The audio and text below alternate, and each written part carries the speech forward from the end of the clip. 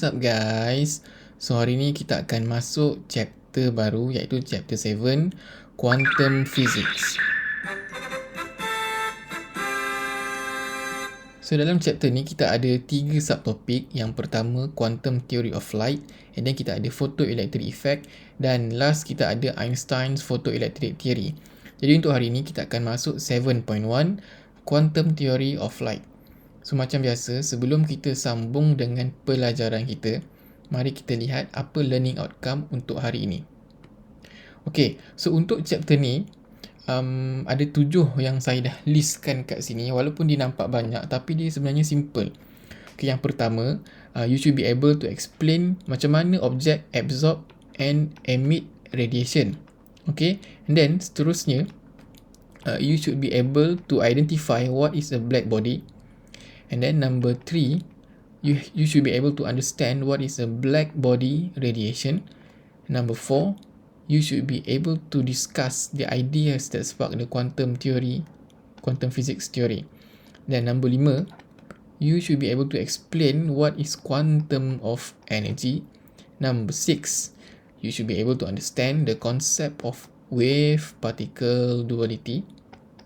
And lastly, macam mana nak solve problems involve photon energy and power. Alright, so mari kita sambung. Okay, kat sini kita ada recall sikit. Dalam tingkatan 4, awak dah pernah belajar dalam chapter wave, kita ada electromagnetic spectrum. Okay, electromagnetic spectrum ni, dia macam ni lah wavelength. Wavelength ke kanan makin besar dan frekuensi ke kanan makin kecil. Manakala energi dia pula, dia ikut frekuensi. Frekuensi ke kiri bertambah, ke kanan berkurang. So maknanya frekuensi bertambah, energi pun bertambah. Okey, sebelum kita teruskan ni kan, saya nak tanya awak tahu tak macam mana kita boleh melihat objek? Okey, jom kita cuba test. Kalau sebelum ni, awak dah pernah belajar dalam tingkatan 4 kan, yang contoh awak ada sebiji bola. Okey, macam mana awak boleh nampak bola tu? Okey, bila awak tutup lampu, gelap kan, tak ada cahaya, so awak tak nampak.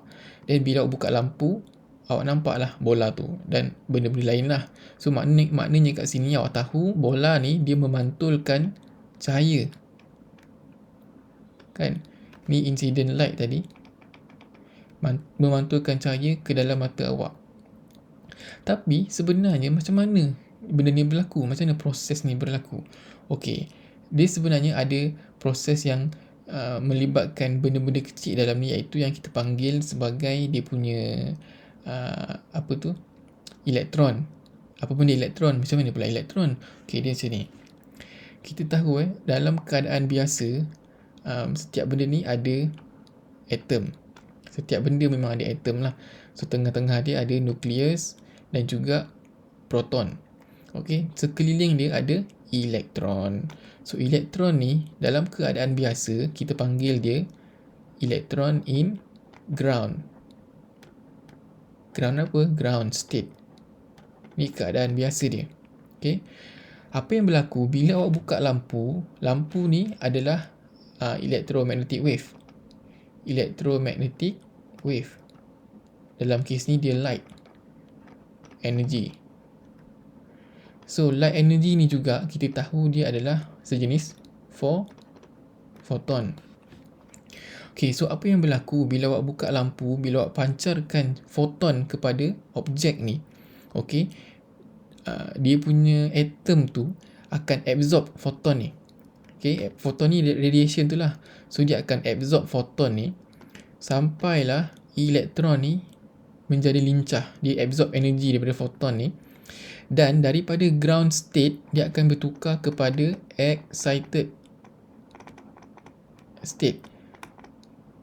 Okay, apa jadi bila excited state ni? Dia akan jump keluar daripada dia punya shell yang ni. So bila dia jump keluar ni, dia dah tak stabil. Maksudnya dia kena pergi balik ke ground state dia. Okay, dia kena kembali ke kawasan asal dia, ke ground state ni. So apa yang berlaku kat sini?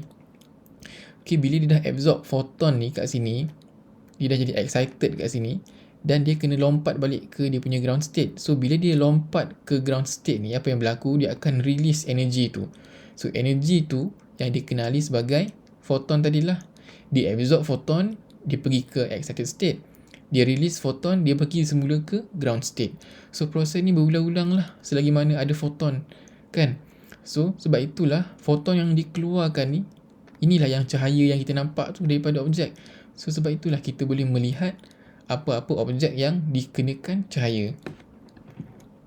Okay, so maknanya kat sini, sebenarnya semua objek yang ada dalam dunia kita ni, semua objek ni konsepnya macam ni. Dia memantulkan cahaya. Macam mana dia memantulkan cahaya? Dengan cara dia absorb wave ni, dia absorb EM wave ni, radiation ni, dan dia emit semula radiation tu. Dan dia punya kadar emission tu tidak semestinya sama dengan kadar absorption dia. Dia bergantung kepada material apa. Sebab tu ada certain benda, sebab tu benda colournya lain-lain. Dia punya keadaan pun lain-lain kan. Kalau awak tengok, oh yang ni nampak macam terang sikit, yang ni nampak macam gelap sikit. Sebab apa? Sebab dia punya emission of photon tu tak sama. Ada yang dia serap tak keluarkan balik, ada yang dia keluarkan semua. Bergantung kepada lain-lain material. Okay, ini tadi adalah macam mana objek absorb and emit radiation. So ini kita dah capai kita punya first learning outcome. Awak dah tahu macam mana objek absorb dan emit radiation. Okay, yang kedua, kita nak tahu apa itu black body. Okay, kita dah tahu tadi kan kat sini, semua objek akan emit radiation bila dia absorb. Tapi ada satu benda kan, ada satu benda ni, dia absorb, dia tak emit. So kalau dia dah absorb tapi dia tak emit, apa yang jadi? Maknanya benda tu akan gelap lah. Gelap saja, awak takkan nampak. Okay, contohnya kan, macam apa let's say lubang dalam pasu kan. Ni awak ada pasu kat sini, awak terbalikkan, awak terlungkupkan, dia tertutup lah kan. So kat luar ni awak nampak warna pasu ni warna coklat. Ni lubang dia kat sini kan. Ni awak nampak warna coklat pasu ni. Tapi dekat lubang ni yang awak nampak ialah gelap sahaja, awak tak nampak apa-apa. So maknanya apa? Konsepnya macam tu lah.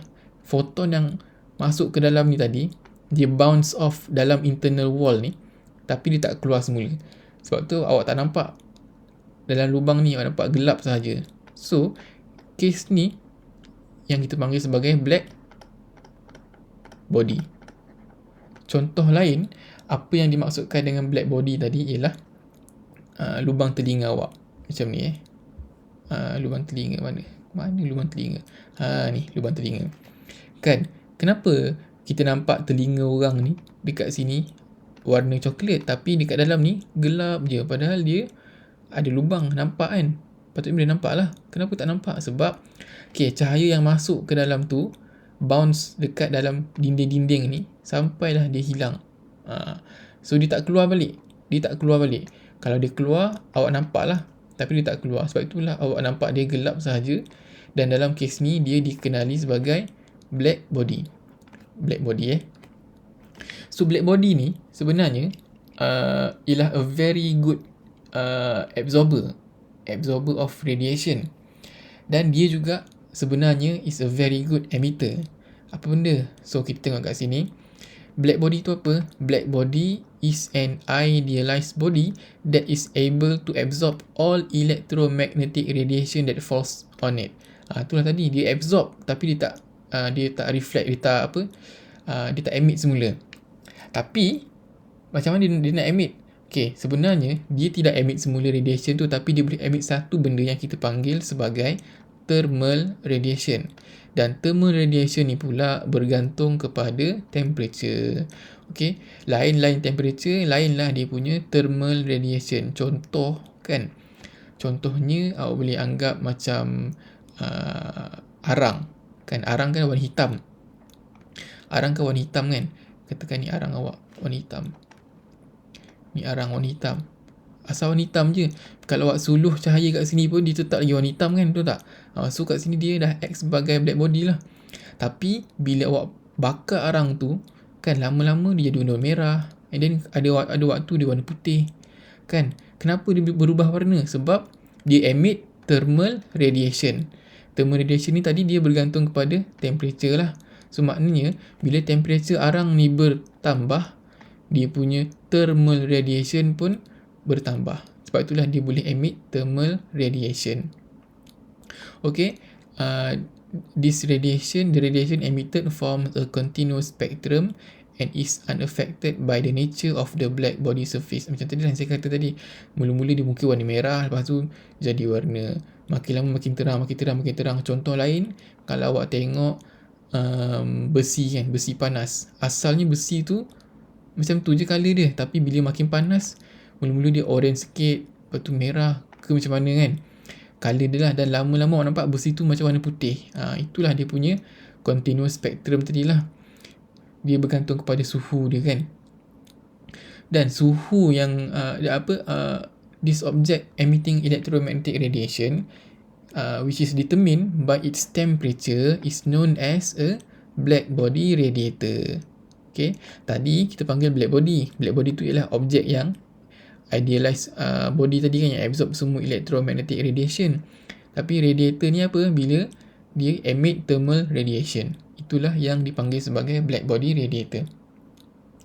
Okay, so kita dah capai kita punya objektif nombor 2, learning outcome nombor 2. So sekarang ni kita nak tengok apa yang dimaksudkan dengan black body radiation. Okay, black body radiation tu, bila black body tu dia radiate, dia punya thermal, mana thermal? Ni thermal radiation, maka inilah konsepnya yang kita panggil sebagai black body radiation. Radiation yang dihasilkan oleh black body tadilah. Okay, so kalau awak tengok kat sini kan, ni adalah satu graf di mana makin ke kanan dia punya wavelength makin bertambah. Okay, bila wavelength makin bertambah, kalau awak tengok kat sini, suhu dia makin berkurang. Ni 7,000, ni jadi 5,000, jadi 4,000. So ke kanan suhu makin berkurang. Bila suhu makin berkurang, kita tahu tadi bila wavelength makin bertambah, maknanya dia punya frekuensi makin berkurang. So bila frekuensi makin berkurang, maka energi dia makin berkurang. So ke kiri ni lagi highest energy. Okay, ni tadi dekat sini tadi kita ada spektrum visible light tadilah. Okay, kat sini yang kita tengok ni bright info ni, the higher the light intensity of a black body, the more light energy it emits.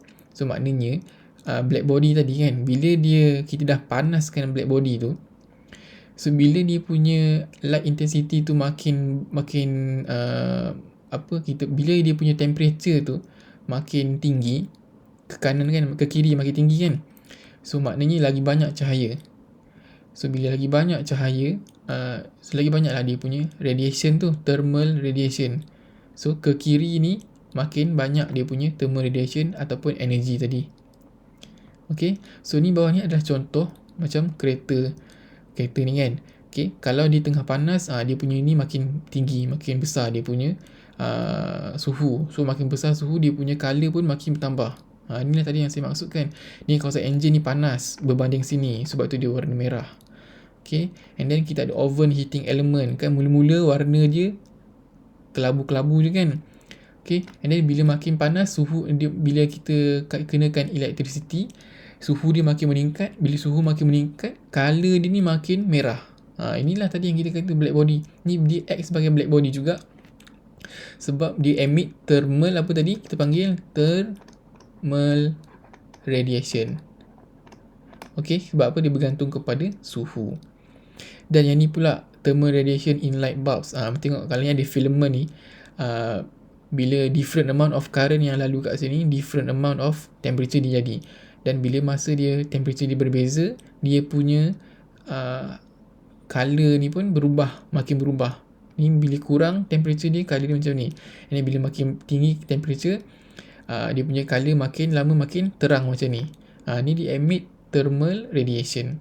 Sekarang kita tak guna dah bab macam ni kan. Biasa kita guna LED. LED bukan black body sebab dia dah lain.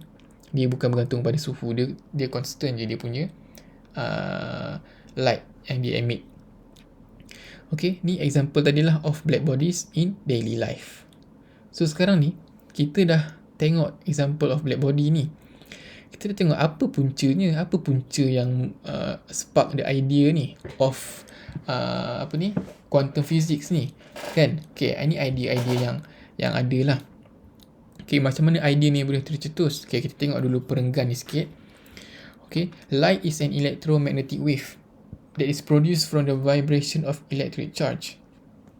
In hot objects, electrons vibrate rapidly and randomly in any direction and produce light. As the object becomes hotter, the vibration of the electrons become more energetic and more light will be emitted. The electrons in hot object will vibrate in continuous frequency range. According to classical theory, electrons vibrating at same frequency should have the same energy content. The vibration frequency of the electron also has no limits. Okay, ni baca sendirilah, ni tak ada apa-apa ni. So basically apa yang ada kat sini kan, apa yang dia nak cakap, benda ni berperingkat-peringkat. Sebelum kita capai kepada black body radiation, kepada quantum theory tadi tu, dia bermula dengan Isaac Newton. Kenapa ni? Apa classical theory ni?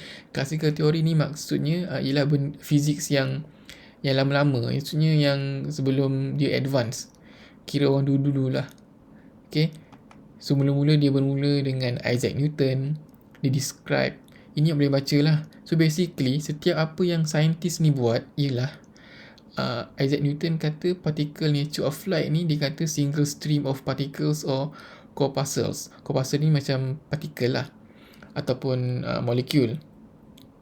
Kan dia unsuccessful. Dia ada je yang tak berjaya. Dia tak berjaya nak explain. Dia boleh baca sendiri. And then Thomas Young pula kata apa? Dia buat double slit experiment, tapi dia masih unable to explain radiation spectrum produced by black bodies. And then tengok pula John Dalton. John Dalton dia modelkan atom kan. Tapi dia masih lagi unable to explain the light spectrum produced by atoms. Seterusnya kita ada J.J. Thomson. Dia discover elektron. Okay. And then tapi dia masih lagi unable. So basically semua ni unable. Tapi next dia jumpa yang benda baru daripada previous. Okay. Tengok pula, ini tadi adalah classical theory. Dan kita ada quantum theory ni yang modern lah kan. So bermula dengan Max Planck. Dia introduce concept of quantum. Quantum ni maksudnya paling kecil lah, benda paling kecil macam tu, dalam matter yang paling kecil, tak ada yang lagi kecil daripada itu. And then dia lepas Max Planck ni ada pula Albert Einstein. Dia buat theory of light. And then lepas tu ada Niels Bohr. And then kita ada Louis de Broglie. Dan Louis de Broglie ni lah yang dengan bersama-sama dengan Einstein, dia postulate idea of wave particle duality of light. So postulate ni apa? Postulate ni macam suggest benda ni memang dah sedia ada. So ni awak baca lah, ni kira dia punya history, apa yang berlaku. Okay, so lepas tu next kita tengok kita punya learning outcome yang ke-5. Explain quantum of energy. So apa itu quantum of energy ni? So quantum of energy ni, kita tengok electromagnetic spectrum may be a continuous spectrum of line or a line spectrum. So basically kat sini kita ada continuous spectrum. Continuous tu maksudnya dia punya spektrum ni berterusan, tidak ada gap. Maksudnya apa? Dia emit semua kat sini. And then kita tengok line spectrum. Line spectrum ni macam mana? Okay, dia kalau awak tengok ni dia ada gap antara black dengan color ni kan. So maknanya dekat yang hitam ni dia absorb, dia tak emit. Dia emit dekat bahagian sini saja. Dekat bahagian ni dia emit, yang ni dia absorb. Ni dia emit, dia absorb, ni emit. So sampailah habis kat sini. So apa benda ni? Okay, the dispersion of white light by a prism produces continuous spectrum. Ni tadilah kan, biasa kalau kita ada prism, bila kita kenakan satu cahaya putih kepada dia, dia akan terpecah menjadi ni kan. Ni yang kita dapat. Okay, dia ada wavelength range from 400 nanometer to 750 nanometer. So kenapa dia continuous tadi? Sebab dia no separation tadilah. Okay, setiap color ni continue je, tak ada hitam-hitam kat sini. Okay, sekarang ni the line spectrum pula ni apa? Okay, line spectrum produced by an excited atom. Ni kan tadi saya sebut juga excited kan. Is a series of colored lines with unique wavelength and frequencies. Each element, dia kata kat sini, each element produces a spectrum with a series of its own distinctive lines. So, maknanya apa kat sini sebenarnya? Dia kata, line spectrum can be used to identify the presence of an element. Sebenarnya, line spectrum ni macam fingerprint. Kan kita ada cap jari. So, setiap elemen pun ada cap jari, tapi dia tak ada jari. So, dia ada spektrum ni. Kita panggil line spectrum. Maksudnya apa? Maksudnya setiap elemen dia punya line ni berbeza-beza. So kalau daripada 400 ke 750 ni, kalau line dia macam ni, okay, ada 1, 2, 3, 4, 5, 6, 7, 8, 9, 11. Dalam 11 line ni macam ni, maka dia mestilah mercury. Okay. Dan elemen lain pula dia punya line ni. Okay. So itu yang kita panggil macam dia punya kegunaan dia untuk identify the presence of an element. So lain-lain elemen, lainlah dia punya spektrum ni. So macam mana kita nak tentukan ni? Macam mana kita nak dapat spektrum ni? So kita gunakan proses spektroskopi. Okay, bila kita gunakan proses spektroskopi, device-nya kita guna spektrometer. Ini kita akan detect lah setiap objek apa yang kita pancarkan tu, dia akan keluarkan bacaan ni lah, macam ni. Okay, ni adalah dia punya contoh, antara sampel lah, antara sebahagian. Okay, kalau violet ni apa dia punya frekuensi, blue apa, dan sebagainya. Okay, next. Tadi quantum of energy tadi kan kita dah tengok. Quantum of energy is discrete energy packet and not a continuous energy. So quantum energy yang kecil-kecil tu saya kata tadi ialah discrete energy packet and not a continuous. Maksudnya apa? Maksudnya dia macam ni. Dia always macam ni. Quantum of energy tadi. Okay. The energy depends on frequency of the wave. Okay, according to Max Planck and Albert Einstein, light exists in a form of energy packets known as photon. Ni yang disebut-sebut. Rupanya cahaya tu ada dalam paket-paket kecil yang dipanggil sebagai photon. Okay, photon tu apa? Photon are light energies transferred in quantum of energy. Okay, photon energy is directly proportional to the frequency of light wave. So, kita dah ada photon ni, kita boleh kira dia punya energy. So, energy untuk photon, kita gunakan formula E equals to HF. Macam mana kita dapat ni? Kan kita tahu kat sini, photon is directly proportional to the frequency of light wave. Ni, photon energy is directly proportional to the frequency of light wave. Kenapa? Okay, macam kita tengok kat table yang mula-mula tadi kan. Dia kata photon energy is directly proportional to frequency. Maknanya frekuensi ni ke kiri dia makin bertambah. So bila frekuensi ni makin bertambah, maksudnya dia punya photon energy pun makin bertambah. Sebab itu kita kata photon energy is directly proportional to frequency. So macam biasa bila kita nak nak hilangkan simbol proportional ni, kita akan letak constant. So kita akan letak constant kat sini kan, K.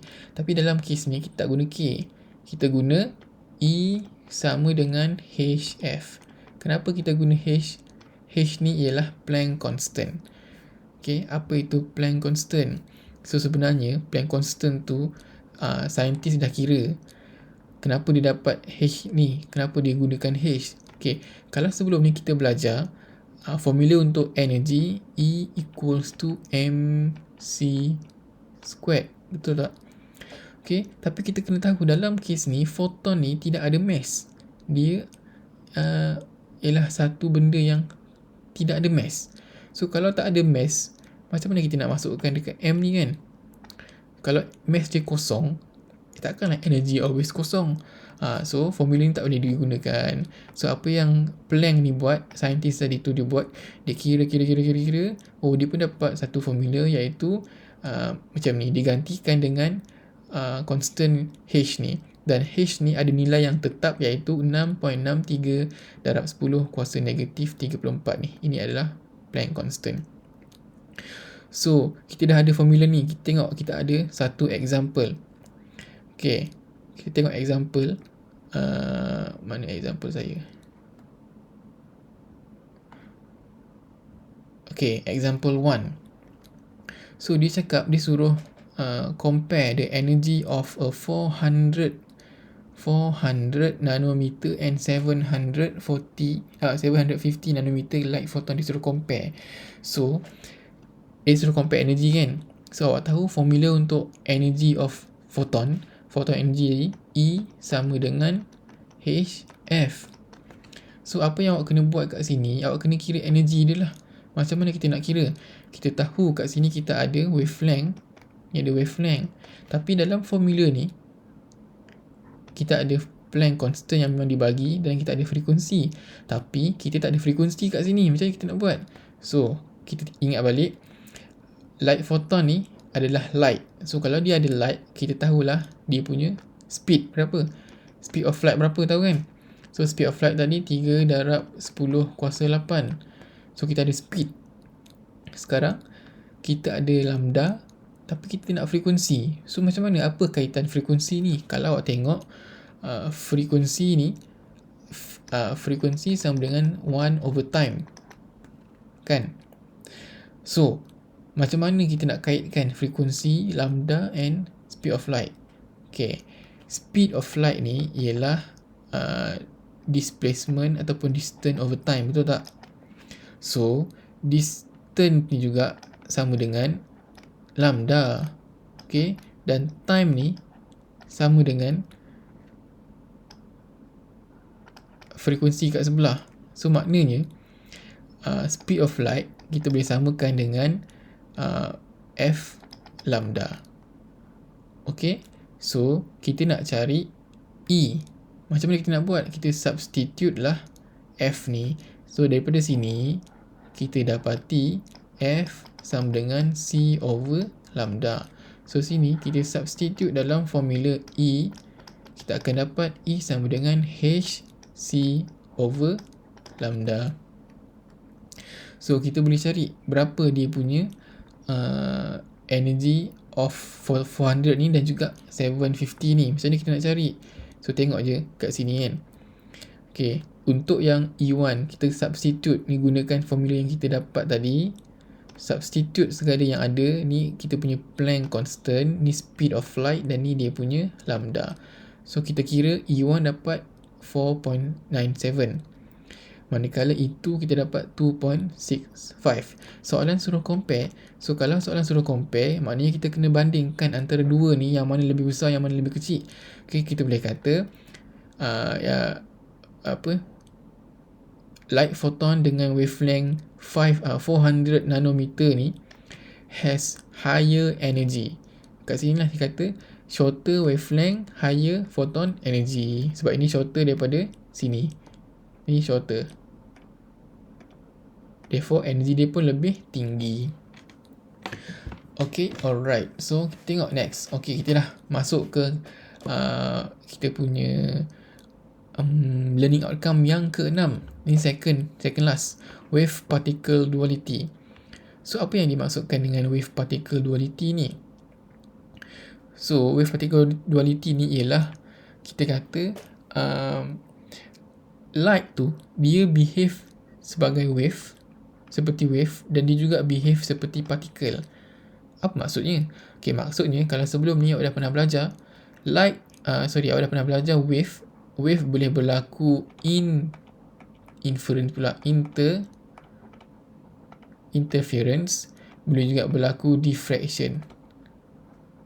Manakala partikel ni ialah sejenis seperti sejenis marble lah kan. Marble, okay, kita boleh ada momentum dan kita boleh ada kinetic energy. Contoh marble ni collide dengan marble ni. Ni kita ada momentum lah, dia ada mass, ada velocity, dia boleh collide, dia ada momentum. So, macam ni kita nak buat ni? So, kita kata kat sini, in 1924, Louis de Broglie put forward hypothesis. Dia kata all particles can exhibit wave characteristic.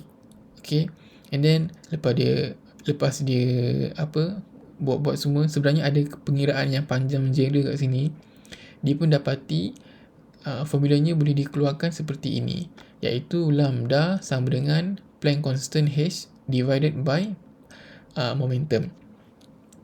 Okay, so kita boleh gunakan formula ni untuk cari momentum, provided that kita tahu berapa dia punya wavelength. Okay, di mana Planck constant ni nilai yang tetap ni lah. Okay, and then kita tahu juga, since sebelum ni kita belajar momentum sama dengan mv, kita boleh gantikan momentum ni kat dalam sini. Ni ada P ni kan, so gantikan P, awak pun dapatlah lambda sama dengan H over mv. Okay, untuk cari ni. Tapi yang ini hanya boleh digunakan untuk selain foton, sebab foton tidak ada mass. So kalau kat sini ada mass, tak boleh gunalah. Alright, so ni contoh tadi. Kita kata wave particle duality tu, contohnya foton dia behave seperti wave dan dia juga behave seperti particle. Sebab apa? Kita boleh kira dia punya momentum. Okay, momentum of light ada momentum Dan kat sini adalah buktinya untuk elektron pula. Okay, untuk elektron, elektron pun adalah sejenis benda yang mempunyai wave particle duality. Maknanya dia boleh jadi wave, dia act seperti wave dan juga act seperti particle. Ni adalah buktinya. Dia tengok elektron ni berlaku diffraction pattern. Apa yang berlaku kat sini, dia pancarkan elektron tu di hadapan thin layer of graphite. Okay, layer graphite ni fungsinya macam slit lah. Kalau dalam light kita guna slit kan, ataupun aperture. So menunjukkan dia sama dengan ni, light ni. Ni bila kita pancarkan laser melalui aperture, light tu berlaku diffraction, sama macam elektron ni. So itu yang dia kata elektron juga ialah sejenis benda yang mempunyai wave particle duality. So jangan tersilap, ini bukan elektron tu bercahaya, sebab elektron bukan foton, yang bercahaya ialah foton. Tapi ini adalah apabila dipancarkan melalui thin graphite, elektron ni melalui fluorescent screen. Kita dah belajar sebelum ni kan, fluorescent screen. So fluorescent screen ni lah yang menunjukkan kat mana elektron tu, dan dia akan display seperti cahaya lah. Reaction antara fluorescent screen dan elektron tu akan menghasilkan pattern warna hijau ni. So apa kaitannya ni? Kenapa kita nak buat macam ni? Okay, apa kelebihan elektron ni kan? Kenapa kita nak belajar macam ni? So elektron ni sebenarnya dia punya wavelength lebih pendek berbanding foton. Okay, so kelebihan dia dekat sini, dia boleh pass through smaller molecule, smaller atom. Contohnya kat sini, awak ada mikroskop biasa. Mikroskop biasa ni kita gunakan cahaya kan, ada lampu. Kita pancarkan lampu dan kita nampak through refraction dekat lenses dia kat sini. So cahaya ni ialah foton. Foton besar daripada elektron. Sebab tu kita hanya mampu nampak seperti ini. Dia tidak mampu untuk zoom in lagi. Tapi berbeza dengan elektron, sebabkan elektron ni dia lebih kecil, 1000 hingga 10,000 kali lebih kecil daripada foton.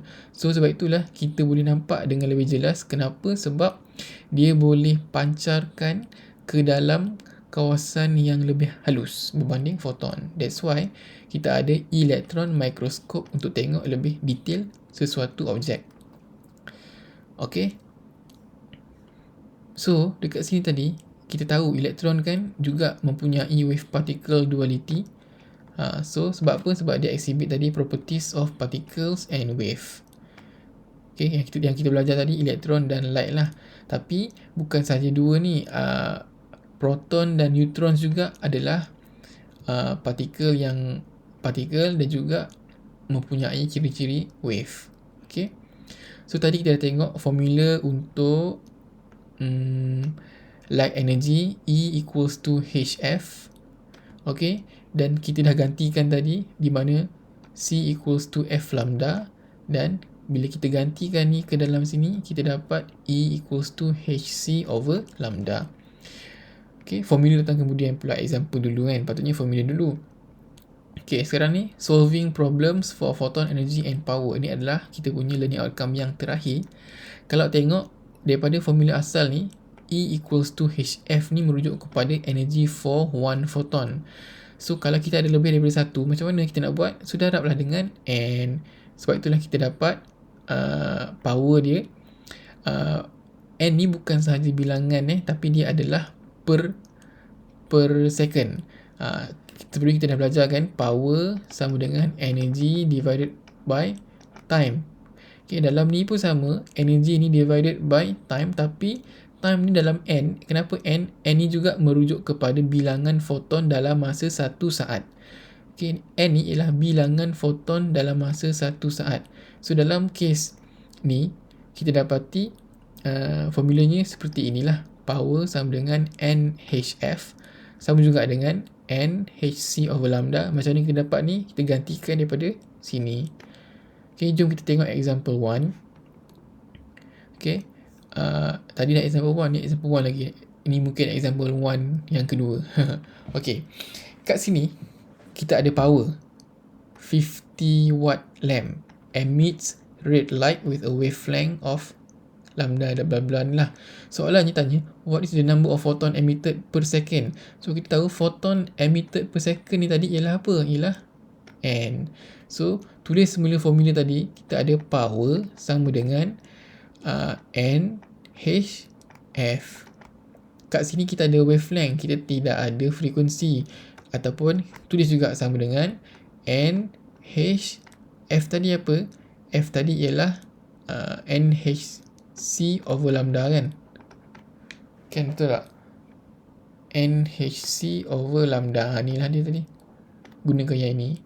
So, sambung. Dia suruh cari berapa N. Daripada sini, awak ambil yang ini dengan yang ini. So, samakan. P sama dengan NHC over lambda. Kita nak cari N. Awak boleh rearrange siap-siap formula ni. Awak akan dapat N sama dengan P lambda divided by HC. Since awak tahu berapa power, berapa lambda, berapa H dan berapa C, substitute sahaja. So, N sama dengan power tadi 50 watt. Darab dengan lambda. Lambda ialah 7 kali 7 negatif 7 bahagi H berapa? H kita tahu ialah 6.63 darab 10 kuasa negatif 34 kali C. Berapa C? Speed of light lah. 3 darab 10 kuasa 8. So, bila awak kira-kira, awak dapatlah jawapan dia. Okay, sebabkan dia adalah photons emitted per second. So, unitnya adalah apa? Unitnya pun mestilah per second. Sebab itu macam ni. Okay, dah susun tadi. Awak substitute, awak dapat jawapan akhir per second. Ni adalah photon per second lah. Okay, ni ada example 1. So, tengok pula example 2. Okay, a red laser pen emits light with a wavelength of 670. Kita ada wavelength. If the number of photon emitted, ni kita ada N. What is the output power? So, dia suruh cari power. So, tulis semula apa formula power tadi? Power sama dengan NHF. Kat sini awak ada F tak? Tak ada. So, maknanya kita kena guna NH lambda NHC over lambda. Balik. NHC over lambda. Betul ke? NHC over lambda kan? Saya pun tak ingat lah. Okay, betul lah NHC over lambda. So ganti sahaja N awak ni tadi ada, gantikan, and then H tadi gantikan pula dengan C dan gantikan dengan lambda. Senang je substitute, dapat jawapan akhir. Since dia adalah power, maka kena letak unit dia ialah watt. Tadilah example tu. Ni jawapan dia. Okay, gunakan formula ni, dapat substitute, dapatlah jawapan akhir. And then example 3. Okay, example 3 macam mana? Example 3, assuming that 10% of the output power of 100 watt bulb is used to emit photon ni. Maksudnya apa? Maksudnya 10% daripada 100 watt ni. So berapa power sebenarnya? Power sama dengan 10 per 100 darab 100. So maknanya power dia hanyalah 10 watt. Okay, maknanya power 10 watt digunakan untuk emit photon per second. Kita ada N sama dengan 2.29 darab 10 kuasa 19 per second. Dan disuruh cari what is the average wavelength. Suruh cari lambda. So kita nak guna formula yang mana? Kalau kita tulis semula, power sama dengan NHF. Dalam ni tak ada F, tapi kita gantikan dengan NH C over lambda. So gunakan formula yang ini. So bila awak rearrange semula, awak akan dapat lambda sama dengan NHC over power. Gantikan dan dapatlah jawapan akhir dalam meter. So bermakna kita pun telah tamat chapter 7.1. Saya harap awak faham. Kalau awak tak faham, tolonglah tanya saya ataupun kawan-kawan. Sebab kalau awak tak tanya, saya tak tahu awak tak faham dan awak pun akan terus tak faham. Okey, slow-slow mana yang rasa tak faham, perlahankan balik, ulang balik, tengok semula. Dan selepas awak faham semua chapter 7.1, bolehlah jawab dengan formative practice 7.1 dalam Teams. Sekian, terima kasih.